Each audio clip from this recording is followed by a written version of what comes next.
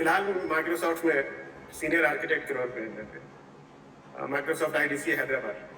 आज करीब करीब मेरी सैलरी लगभग 70 लाख के आसपास है, जिसमें बहुत सारे कंपोनेंट हैं। वेरिएबल बोनस भी है, कुछ स्टॉक्स भी है, कुछ टेक होम सैलरी भी है, कुछ फिक्स्ड कंपोनेंट है, 3-4 कंपोनेंट है, उसमें पीएफ है जी। तो इकबाल जी कहाँ से हैं आप? मैं बिहार का रहने वाला हूँ। एक्चुअली मैंने अपनी इंजीनियरिंग कंप्लीट की बिहार कॉलेज ऑफ इंजीनियरिंग से, जो अभी बिहार का एनआईटी है। ये 94 से लेके 99 बैच था मेरा। थोड़ा एक्सेल का सेशन डिले था। और फिर 2000 में मैंने इंडियन स्टैटिस्टिकल इंस्टीट्यूट ज्वाइन किया, कंप्यूटर साइंस ब्रांच में, एमटेक। और वो कंप्लीट हुआ हमारा 2002 में। मेरी इंजीनियरिंग एक्चुअली सिविल में थी, सिविल इंजीनियरिंग। मैंने गेट क्वालिफाई किया था सिविल में भी, और बाद में आईएसआई कलकत्ता में मेरा कंप्यूटर साइंस एमटेक में हो गया, based on the written test and interview. तो मैंने वहाँ से एमटेक कंप्लीट की। उसके बाद फिर मैंने 3 साल कॉलेज में पढ़ाया, वहीं पटना में वापस आकर के। और फिर मैं सॉफ्टवेयर में इंटर हुआ 2005 में, और तब से अब तक सॉफ्टवेयर के ही फील्ड में हूँ। पढ़ाई तो मेरा काफ़ी पुराना नाता रहा है पढ़ने पढ़ाने का। और अभी ये है कि फिलहाल माइक्रोसॉफ्ट में सीनियर आर्किटेक्ट के रोल पे है, माइक्रोसॉफ्ट आईडीसी हैदराबाद। तो अभी इसके आप पहले पोस्टेड हैं ऑलरेडी? जी, मैंने काफ़ी कंपनियों में काम किया है, सारी बड़ी बड़ी वर्ल्ड की कंपनी सॉफ्टवेयर की, जो है जैसे ओरेकल, उसके अलावा। तो किस प्रोफाइल पे काम कर रहे हैं अभी आप? सॉरी, मैं समझा नहीं। कौन सा प्रोफाइल है, किस वर्टिकल पे, किस मैं डेवलपमेंट में हूँ, मोस्टली C++ और पाइथन प्रोग्रामिंग में हूँ बेसिकली। इसके पहले मैंने सॉफ्टवेयर के लगभग सारे फील्ड में काम किया है, स्टोरेज में, कंप्यूट में, एप्लीकेशन में। जहाँ तो फिलहाल अभी एज्योर का वो डेवलपमेंट चल रहा है हमारे यहाँ, एज्योर का जो क्लाउड है उसके ऊपर। तो प्रोग्रामिंग और ये सब तो काफी मतलब इस फील्ड में स्ट्रांग है, चूंकि वही काम ही चल रहा है अभी करीब 20 साल से। लेकिन पढ़ने पढ़ाने का ऐसा शौक और वो था मेरा कि मैंने तो यूजीसी नेट को टारगेट किया था करीब पिछले साल। तो एक बार और एग्जाम दिया था, वो थोड़े से मार्क्स से मेरा रह गया था, लगभग 160 आया था, 168 पर सिलेक्शन गया था उस साल। मेरे ख्याल अराउंड कुछ 2-3 साल पहले की बात है। तो फिर मैंने मतलब मुझे ख्वाहिश हुई कि चलो एक बार और तैयारी करते हैं। तो ऑनलाइन सर्च कर रहे थे, आपका वीडियोस मिल गया मुझे, और वो काफी काम का था। क्योंकि मेरा भी कोर्स सब्जेक्ट कंप्यूटर साइंस का ही रहा है mostly, automata theory, compiler design, उसके अलावा ऑपरेटिंग सिस्टम प्रोग्रामिंग, और जो main core computer science subject है, मैथमेटिक्स तो था ही शुरू से। तो फिर मैंने सोचा ये कि नहीं, कंपटीशन मुझसे ऐसे नहीं हो पाएगा जब तक कि उसके लिए खास के तैयारी ना की जाए। तो बहुत सारे वीडियोस मिले, बहुत सारे लिंक्स मैंने क्लिक किए, फाइनली आपका लिंक मिला। हालांकि मैंने आपको कुछ पे नहीं किया था उसके लिए, लेकिन फिर भी काफी अच्छे वीडियोस थे। मैं कंटिन्यू मेरा रूटीन बना ली थी, सुबह 6 बजे उठना, 8 बजे तक कम से कम 2 घंटे 1.5 घंटे की एक वीडियो तो कंप्लीट करना ही है किसी टॉपिक पे। तो उस वक्त जब मैं पढ़ता था तो ये देखता था कि ठीक है, कंपाइलर डिजाइन जो आहो उलमन के हम लोग पढ़ाते थे बच्चों को, काफी डिस्क्रिप्टिव लिखी हुई है। लेकिन अब उसमें जो आपने जो मेथड बताया कि शॉर्ट में किसी चीज को कैसे सॉल्व करना है, प्रोडक्शंस है या फिर जितने भी है, ग्रामर है, रिकर्सिव ग्रामर है, इन्यूमरेबल है, उसके जो शॉर्टकट्स मेथड है वो मुझे काफी काम है। मैंने उसको नोट डाउन भी किया अपने टेक्स्ट बुक में। कंटिन्यू 6 महीने तैयारी किया। अब इस तरीके से पहला जो एग्जाम था, हालांकि वो मेरा उतना अच्छा नहीं गया था जो जून वाला हुआ था, क्योंकि वो पेन पेपर की आदत थी नहीं, और इतने छोटे उसके वो जो शीट मिली थी वो इतने छोटे थे, वो कलर ही नहीं हो पा रहा था सही से। मतलब देख रहा हूँ 2 कलर हो रहा है, 3 कुछ भी हो रहा था उसमें। तो खैर उसके बाद वो कैंसिल हो गया। तो मुझे काफी खुशी हुई कि चलो यार 1 महीने टाइम मिल गया मुझे तैयारी करने की। और फिर कंप्यूटर बेस्ड जब टेस्ट था तो मुझे सिर्फ एक क्वेश्चन मतलब ऐसा था जो मैं गलत करके आया था, जो नहीं करना चाहिए था, केवल एक क्वेश्चन। बाकी मैं सारे कॉन्फिडेंट था कि मैंने सारे सही बनाए।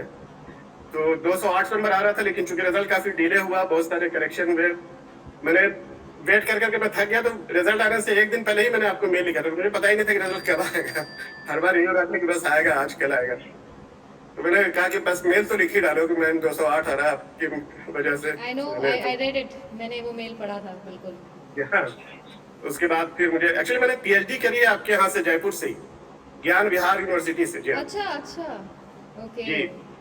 और हमारे गाइड भी थे मुकेश कुमार सर, मुकेश कुमार गुप्ता सर। उसके अलावा राशिद हुसैन सर हमारे गाइड थे वहाँ। तो काफी अच्छा मेरा करीब 4-5 साल समझिए कि जयपुर से मेरा रिलेशन रहा है, आना जाना ही रहा, बट रहा कंटिन्यू।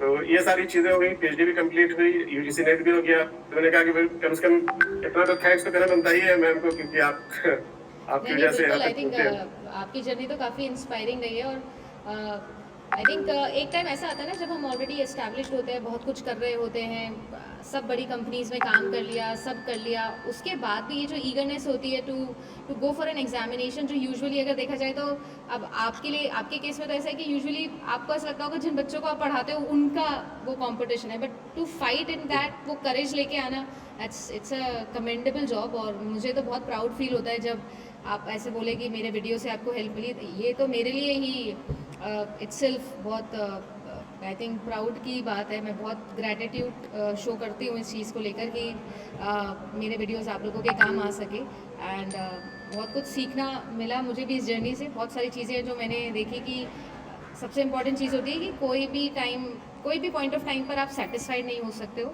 और कोई भी पॉइंट ऑफ टाइम पर आप ये नहीं सोच सकते हो कि आपसे नहीं होगा। अगर आप करना चाहो तो आप कर सकते हो। लाइक यू टॉक्ड अबाउट कि आप ऑलरेडी एक IT जाइंट पे हो, तो टाइम निकालना बड़ा डिफिकल्ट होता है। यूजुअली बहुत बोलते हैं ना बच्चे कि मैम हमारे पास में टाइम नहीं हो पाता है, टाइम नहीं हो पाता है। तो आपने जैसे बोला कि मैं सुबह 6 बजे उठ के 8 बजे तक पढ़ता था, ऑफिस जाने से पहले at least I could have achieved something कि मैं 2 घंटा पढ़ लूँ, लग के काम कर लूँ। So that's a great thing. मैं तो बहुत खुश हूँ कि ऐसा हुआ। So now what's the future planning? क्या सोच रहे हो आगे, क्या करना है? भाई अब एक्चुअली सर मैडम, मैंने मतलब वो भी दौर देखा है जब एक क्वेश्चन भी नहीं बनते थे हमारे, तो मैं घूमता रहता था कि किस टीचर के पास जाएंगे, कल जब क्लास लगेगी कोचिंग की वहां जाएंगे, पूछेंगे, फिर वो सॉल्व होगा। अदरवाइज किसी सीनियर से पूछो या जो कोई तैयारी कर रहा है उससे पूछो। अभी तो ऐसा है कि आपके फिंगर टिप्स पे इंफॉर्मेशन अवेलेबल है, केवल फिल्टर आउट करना है सब कुछ, बिना गए हुए वक्त भी बचता है, चीजें भी मन के लायक मिल जाती हैं। आपको जो जानकारी चाहिए, नहीं पसंद आ रहा वीडियो, ठीक है आगे बढ़ जाइए, पॉज कर दीजिए। मतलब ट्रांजिशन मैं बच्चों को भी यही बोलता हूँ कि मेरी भी 3 बेटियां हैं एक्चुअली, जो है वो एक एक अभी नीट की एग्जाम दे रही है और उसका नीट पे नहीं हुआ, 2 बार ट्राई किया उसने। तो मैंने कहा कि देखो आज जो चीज तुम्हें करना चाहिए वो मैं करके 99.6 लेके आ रहा हूँ एक एग्जामिनेशन में। एग्जैक्टली ये तो इससे बड़ा इंस्पिरेशन कुछ हो ही नहीं सकता।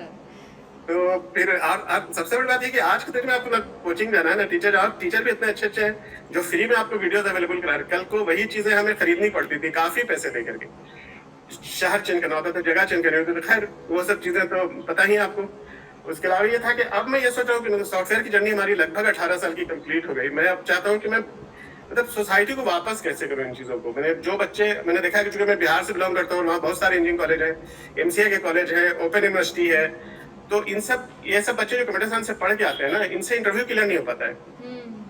ये बहुत सारी वजह है उसकी, लैक ऑफ कॉन्फिडेंस आप कह लीजिए, या प्रॉपर तैयारी नहीं है, लैक ऑफ सब्जेक्ट नॉलेज बोल लीजिए। हाँ, फिर प्रेजेंटेशन स्किल नहीं है कि आप सामने वाले को कैसे प्रेजेंट करेंगे अपनी चीजें। तो सब्जेक्ट नॉलेज की भी निश्चित रूप से कमी है, क्योंकि बहुत सारे टीचर भी उस लेवल के नहीं है, क्योंकि जो टीचर हैं वो सॉफ्टवेयर में आ गए हैं, जो पढ़ाने की कैपेबिलिटी रखते हैं, और जो पढ़ाते हैं वो मतलब उस तरीके से तैयारी नहीं करा पाते हैं कि जो आपको वहां तक लेके जाए, इंडस्ट्री तक। तो मैं उस गैप को फिल करना चाहता हूँ। तो मुझे लगा कि मतलब आदित्य मैम से थोड़ा वक्त लेकर के एक बार बात करना चाहिए कि अगर कुछ ऐसी पॉसिबिलिटी है कि आपके प्लेटफॉर्म से इस टाइप की कुछ चीजें लॉन्च कर सके, तो मतलब मैंने सोचा कि एक प्रपोजल है, बस रखेंगे मैडम के सामने। क्योंकि आपने टारगेट किया है गेट और UGC नेट को, मोस्टली कॉम्पिटिटिव एग्जामिनेशंस को। मैं सोचता हूँ कि ये वाली गैप कैसे फिल करें तैयारी करने वाली, ताकि आप इंटरव्यू में जाओ तो आप टू द पॉइंट जवाब दो, नॉलेज आपके पास इतनी हो, हर चीज याद नहीं रखी जा सकती। आपका जो सबसे चीज अच्छी जो मुझे पसंद है वो था कि एलिमिनेशन का जो मेथड था कि 4 आंसर में से कौन से नहीं होंगे, पहले आप उसको हटा दो। और ये मुझे काफी काम कर गया इस बार कि कौन नहीं होगा, क्योंकि उसमें फिर ये होता है कि 4 में से 2 निकल गए। अब 2 में से अगर आपको 5% भी एक पॉजिटिव साइड में जा रहा है तो then that is the correct answer. तो कंपटीशन बिल्कुल अलग होता है, इंटरव्यू बिल्कुल अलग होता है, तैयारी बिल्कुल होती है। जो आप कोर्स में करते हैं वो बिल्कुल अलग होता है। एक थ्योरेटिकल होता है, एक ऑब्जेक्टिव होता है, एक इंटरव्यू होता है, एक में प्रेजेंटेशन होती है। तो ये सब चीजें थी जो मैं आपसे बात करना चाह रहा था, इस वजह से मैंने रिक्वेस्ट किया था, कई बार रिक्वेस्ट किया। मैं इनफैक्ट रिजल्ट आने से पहले से ही आपको ट्रैक कर रहा था कि किसी तरीके से आदित्य मैम से 2-4-10 मिनट की नहीं बिल्कुल। मैं तो इनफैक्ट ये भी बोलूँगी कि ये जो कुछ बात है, ये मुझे लगता है कि ये ऐसे मीडियम पे हो, इससे बेटर है कि अपन फिजिकली मिले किसी दिन और तब अपन बैठ के बात करें। तो आप जरूर समय निकालिएगा, किसी दिन बताइएगा जरूर अगर आपका 10 नवंबर को आपका जो है वो मैंने देखा कि जयपुर में कुछ आपने रखा है शायद मीट, अभी कमिंग 10 नवंबर को। हाँ, अभी उसको लेकिन ये थोड़ा जल्दी हो जाएगा क्योंकि 8 तारीख आज कुछ बच्चे, हाँ अभी कुछ बच्चे क्या है वो फ्लिकर हो रहे हैं, बिकॉज बहुत सारे बच्चे दिल्ली आने के लिए रेडी है, कुछ बच्चे जयपुर आने के लिए रेडी है, तो वो फ्लिकरमेंट हो रहा है अभी। But yes, I think we require a physical meet. और जो आपका प्रपोजल है, मैं आपको एक इनसाइड न्यूज़ देती हूँ इस चीज़ को लेकर। While I was working with some another company, so basically वहाँ पर मैंने ये प्रपोजल डाला था। Basically what you are trying to say is कि गवर्नमेंट कॉम्पिटिटिव एग्जामिनेशन के लिए तो चलिए प्रिपरेशन हो रही है, उसके लिए तो अपने पास में रिसोर्सेज हैं, बट जो प्राइवेट एंट्री पॉइंट्स हैं, जो प्राइवेट बिग जाइंट कंपनीज़ हैं, जो एमएनसीज़ हैं, वहाँ का जो एंट्री पॉइंट होता है, चाहे वो 3 राउंड का आपका से फॉर एग्जांपल एप्टीट्यूड टेस्ट हो गया, जीडी हो गया, इंटरव्यू हो गया, इन तीनों के लिए कोई प्रिपेयर नहीं करवाता है, और वहाँ पर बहुत ज़्यादा रिक्वायरमेंट है प्रिपरेशन की। सो मैंने एक प्रपोजल उनको बना के दिया था, और वो लोग क्या है, थोड़ा ज़्यादा सोचने वाले लोग होते हैं, वो उनको समझ नहीं आया, बट ये मेरा प्लान डेफिनेटली है। एंड 100% इकबाल जी, अगर आपके पास समय हो, आप एक दिन निकाल के ज़रूर आइएगा जयपुर, अपन मिलते हैं उस दिन बैठ के। जी जी, मैं तो पूरी तरह से इसमें मतलब अब मैं बिल्कुल अब इससे निकलना चाह रहा हूँ। मतलब अब सॉफ्टवेयर की फील्ड मैंने काफी कर लिया, मुझे ये लगा कि ये केवल मेरे लिए है। नहीं, it's a great proposal, it's a great society को क्या मिला यस, आपका जो इंटेंट है, मुझे ऐसा लगता है कि मैं हमें हर वीडियो में मैं एक चीज़ बोलती हूँ कि आप क्यों जेआरएफ करना चाहते हो या क्यों नेट करना चाहते हो, आपको ये पता होना बहुत ज़रूरी है। आजकल बहुत सारे बच्चे जो भेड़ जाल की जैसे यूजीसी नेट में आ रहे हैं, उनको समझ नहीं आता कि वो क्यों कर रहे हैं ये चीज़। आज आपका ये जो इंटेंट है to clear this examination was you wanted to fill this gap, ये बहुत बड़ा क्वालिटी है। एंड आई थिंक इसी वजह से एकदम सेल्फलेस तरीके से आपका तैयारी हुई, और आपने तैयारी करने के बाद अब ये सोचा है कि इस पर काम करना है। So it's a great thing. तो इस पे तो 100% आपको काम करना चाहिए, और जितनी भी हेल्प मेरे से हो सकती है, या अगर अपन मिलके कुछ कर सकते हैं, एज अ प्रोडक्ट अपन कुछ कर सकते हैं, तो 100% मैं ऑल इन हूँ इसके अंदर। और जो भी रिसोर्सेज मेरी साइड से लग सकते हैं, जो भी रिक्वायर्ड होगा, I am all up for it. और उसके लिए एक अच्छा प्रपोजल अपन बना सकते हैं, आप भी उस पर काम करो। और मैं तो यही कहूँगी कि एक बार आप अपने प्रपोजल फाइनलाइजेशन कर दो, उसके बाद मेरे पास जी जी, मेरे पास ऑलरेडी पीपीटी बना हुआ है उसका। इनफैक्ट मैं थोड़ा उसको मॉडिफाई करूंगा आपके हिसाब से। मैंने बना के रखा था ये सोच करके कि ऐसी कुछ चीजें अगर कभी भी फ्यूचर में मुझे एक प्लेटफॉर्म मिला, बट ये था कि मैं अपने आप को कैसे बताऊं कि मतलब मैं इस लायक हूँ। मुझे लगा कि ठीक है, यूजीसी नेट एक अच्छा उसके लिए वो होगा। 100% अपन अब तो कनेक्ट हो ही गए, और अब हमेशा कनेक्टेड रहेंगे वाया अतुल भी, और वैसे भी पर्सनली भी अपन कनेक्टेड रहेंगे 100%। तो आपका वो जो पीपीटी है, वो प्रपोजल आप बना लो, अपन एक बार उस पर ऑनलाइन मीट कर लेंगे, और फिर डेफिनेटली है ना, फिर डेफिनेटली अपन जयपुर में एक बार फिजिकल मीट करते हैं। आप ऑफिस जरूर आइएगा। जी, इस मंथ के बाद मैं बिल्कुल फ्री हूँ, मतलब एक तरह से फ्री इन द सेंस के मतलब आने के लिए थोड़ा सा। अभी मेरी बेटी का एग्जामिनेशन वो एडमिशन का चल रहा है अभी। इस साल उसने बीएससी एग्रीकल्चर क्वालिफाई किया था सीयूईटी के थ्रू, तो उसका एडमिशन हो गया है, और साथ में उसकी नीट की भी तैयारी चल रही है अगले साल के लिए। तो उसको जाके हॉस्टल वगैरह में रखना है, तो वो मैं इस मंथ में जरा बिजी हूँ, लेकिन 20th के बाद मैं फ्री हो जाऊंगा, इसी मंथ नवंबर 20th के बाद। तो आपको जब भी फुर्सत हो जी बिल्कुल, अपन मैं डेट 100% अपन डिस्कस कर लेंगे, मैं अतुल के थ्रू या कैसे भी है। अभी जो मीटिंग वाली डेट है, वो स्टूडेंट मीटिंग नहीं, एक पर्सनल मीटिंग वाला डेट में ज़रूर अपन डिस्कस करके उस दिन अपन मिलेंगे, तो आई थिंक अच्छे से बात हो पाएगी। आपका भी काम हो जाएगा, तब तक सॉल्व हो जाएगा, आप भी फ्री हो जाएंगे, मैं भी एक डेट डिसाइड कर लेती हूँ। इसके अलावा इकबाल जी, जैसे कि अभी आपने बोला, आपने अपना पूरा जर्नी बताया, तो एक बहुत कॉमन थिंकिंग है, एक थॉट प्रोसेस है सीएस स्टूडेंट्स के बीच में, तो उनके लिए इफ़ आई मे आस्क, तो मैं ये पूछना चाहती हूँ कि जो पैकेजेस होते हैं, जैसे कंप्यूटर साइंस स्टूडेंट के दिमाग में या computer science graduate post graduate के दिमाग में सबसे पहले आता है पैकेज। और हम जो कंपनी स्विचिंग, जो हमारी खूबी होती है एक आईटी स्टूडेंट की, हमारी बहुत अच्छी होती है, और हम कंपनी जंप टू जंप या स्विच तभी करते हैं जब हमारा पैकेज इंक्रीजमेंट हमको मिलता है। So what according to you, आप क्या कहना चाहेंगे उनको इस पॉइंट पर कि क्या करना चाहिए, या आपका इफ़ आई मे आस्क, तो आपका अभी क्या पैकेज था, और उस पैकेज के साथ भी आपके दिमाग में ये सब चीज़ें आई, तो ऐसा क्या था जो, क्योंकि बहुत सारे बच्चे देखेंगे ये वीडियो, तो उनका क्या मोटिवेशन होगा, आपको क्या लगता है? देखिए, कंपनी स्विच करना केवल पैकेज के लिए, वो तो बहुत बड़ा गलत मतलब फैसला रहता है किसी का भी अगर है तो। वो हमेशा ही होना चाहिए कि for the growth of yourself, for the growth of industry, दोनों के ग्रोथ के बारे में सोचिए। अगर आप मान लीजिए किसी ने आपके ऊपर ट्रस्ट करके आपको 2 महीने की नोटिस पीरियड दे करके आपको एक ऑफर लेटर रिलीज किया, और आपने 2 महीने उसको वेट कराया सामने वाले को, उनको ये लगा कि ठीक है, अब मैं उस जगह पे किसी और को नहीं ले सकता हूँ क्योंकि आप वहां आने वाले हैं, और एकदम से लास्ट मोमेंट में ये बोल देते हैं कि मेरे पास दूसरी ऑफर आ गई और उससे ज्यादा की आ गई, अगर आप देते हो तो आएंगे, नहीं देते हो तो ये ब्रीच ऑफ ट्रस्ट है। मैं इस बात को कभी भी इनकरेज नहीं करता। मैं हमेशा ये इनकरेज करता हूँ कि लाइफ में कभी भी आप चेंज करना चाहते हो तो सिर्फ और सिर्फ एक ही ऑफर लेटर लो बस। दूसरा ऑफर लेटर आप उसके बेसिस पे मतलब कि एक मुझे इस लाख की मिल गई है तो दूसरी वाली 30 लाख की चाहिए, और इस वजह से आप चेंज करो, तो ये ब्रीच ऑफ ट्रस्ट है। क्योंकि ब्रीच ऑफ ट्रस्ट के लिए इंडिया में कोई रूल नहीं है कि आपको पनिश कर सके किसी भी तरीके से कि आपने उनका नुकसान किया। नुकसान तो बहुत बड़ा है, उन्होंने वेट किया, फिर से वो रीइनिशिएट करेंगे 2 महीने बाद। तो पहली बात ये गलत है। दूसरी बात ये कि फर्स्ट सैलरी जो होती है मैम, मैं हमेशा बच्चों को ये बोलता हूँ, मैं जिसको भी पढ़ाता था कि फर्स्ट सैलरी पे आप कभी भी ध्यान मत दो। आपकी पहली टारगेट ये होनी चाहिए कि आप जॉब ज्वाइन करो, ठीक है। सैलरी यहाँ पे एक्सपोनेंशियल ग्रो करती है। 2 आदमी जो एक साथ एक लेवल पे स्टार्ट करते हैं 5 लाख की सैलरी से, जैसे मैंने जब स्टार्ट किया था SCL की जॉब मेरी पहली थी चेन्नई में, तो मेरी सैलरी उस वक्त 3 लाख रुपए थी, ये 2005 की बात है, और आज करीब करीब मेरी सैलरी लगभग 70 लाख के आसपास है, जिसमें बहुत सारे कंपोनेंट हैं। वेरिएबल बोनस भी है, कुछ स्टॉक्स भी है, कुछ टेक होम सैलरी भी है, कुछ फिक्स्ड कंपोनेंट है, 3-4 कंपोनेंट उसमें PF है, बट ओवरऑल लगभग अराउंड 70 लाख रुपए की पैकेज है। तो ये जो जर्नी मैंने तय की, ये इस चीज को टारगेट नहीं रख किया। मेरा ये था कि मुझे किसी तरीके से वर्ल्ड की जो टॉप 5 कंपनियां हैं जो जिसको मैं जानता हूँ, अमेजन है, माइक्रोसॉफ्ट है, गूगल है, इसमें से किसी एक को मुझे पहुंचना है। और मैं वहां तक पहुंचने के लिए, ये मेरी 8वीं कंपनी है जब मैं माइक्रोसॉफ्ट में आया। इसके पहले मैंने 7 कंपनियों में काम किया है। मेरी टोटल 20 ईयर्स की जर्नी है। एवरेज 3 ईयर्स का, मतलब हर कंपनी में मेरा वो एवरेज लाइफ रहा। इत्तेफाक देखिए कि इस साल ये भी जस्ट 3 ईयर्स कंप्लीट होने वाला है माइक्रोसॉफ्ट में।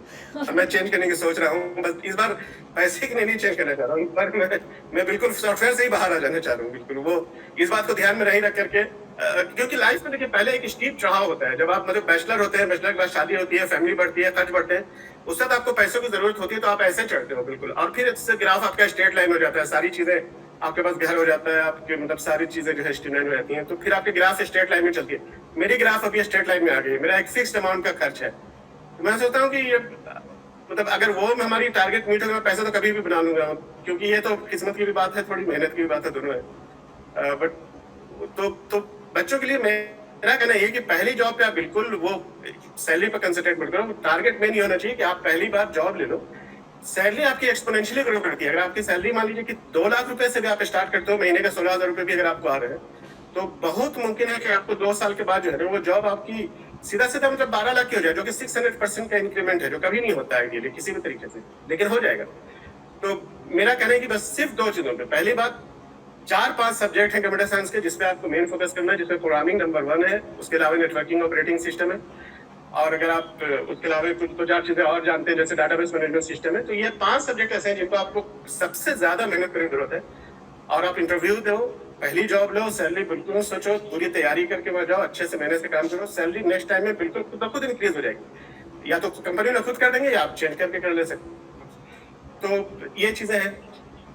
मेरा तो यही मैसेज है बाकी सभी लोगों के लिए। नहीं बहुत ही अच्छा है। आई थिंक केवल एक चीज पैसे को ही फैक्टर नहीं बनाना है। नहीं, I think you did it in a very good way because when I started my career as a teacher, तो बहुत सारी चीज़ें मैं भी छोड़ के आई थी और बहुत सारे डिसीजंस लेने के बाद में आई डिसाइडेड दिस।